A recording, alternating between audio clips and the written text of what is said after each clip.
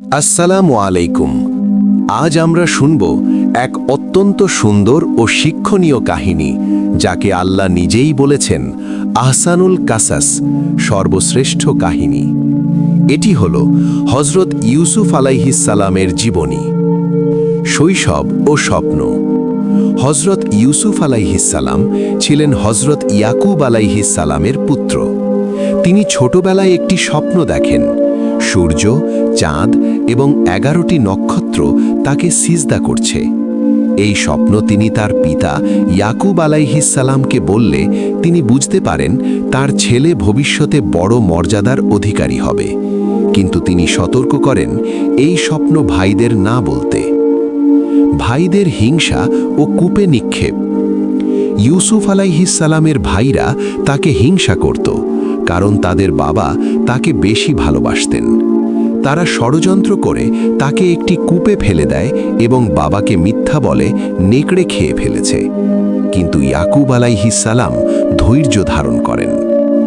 কূপ থেকে উদ্ধার ও মিশরে বিক্রি।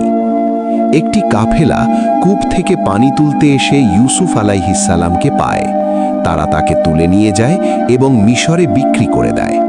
একজন উচ্চপদস্থ ব্যক্তি আজিজ তাকে কিনে নেয়। যৌবন, পরীক্ষা ও চরিত্র। ইউসুফ আলাইহিস সালাম বড় হয়ে অত্যন্ত সুন্দর ও চরিত্রবান হন। আজিজের স্ত্রী তাকে পাপের দিকে আহ্বান করেন, কিন্তু তিনি আল্লাহর ভয় করেন এবং তা প্রত্যাখ্যান করেন। মিথ্যা অভিযোগে তাকে কারাগারে পাঠানো হয়। কারাগারে ধৈর্য ও স্বপ্ন ব্যাখ্যা।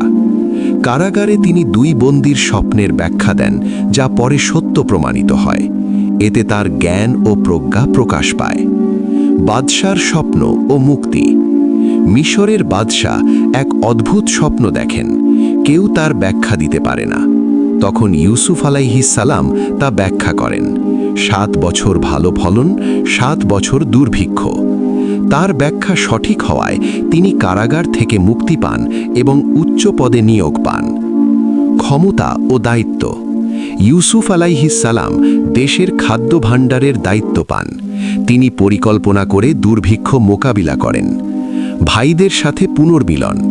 দুর্ভিক্ষে তার ভাইরা খাদ্যের জন্য মিশরে আসে। তারা তাকে চিনতে পারে না, কিন্তু তিনি তাদের চিনে ফেলেন। পরবর্তীতে তিনি নিজের পরিচয় দেন।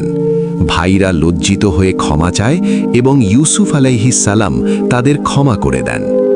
পিতার সাথে মিলন। শেষে ইয়াকুব আলাইহিস সালামের সাথে তার মিলন হয়। তার শার্ট চোখে লাগালে ইয়াকুব আলাইহিস সালামের দৃষ্টিশক্তি ফিরে আসে এবং তার শৈশবের স্বপ্ন পূর্ণ হয়। এই কাহিনী থেকে আমরা শিখি, ধৈর্য সব সমস্যার সমাধান। আল্লাহর পরিকল্পনা সব সময় উত্তম। ক্ষমা করা মহান গুণ। চরিত্র রক্ষা সবচেয়ে বড় শক্তি। হজরত ইউসুফ আলাইহিস সালামের জীবন আমাদের শেখায়, অন্ধকার কূপ থেকে শুরু করে রাজত্ব পর্যন্ত পৌঁছানো সম্ভব, যদি আমরা আল্লাহর ওপর ভরসা রাখি।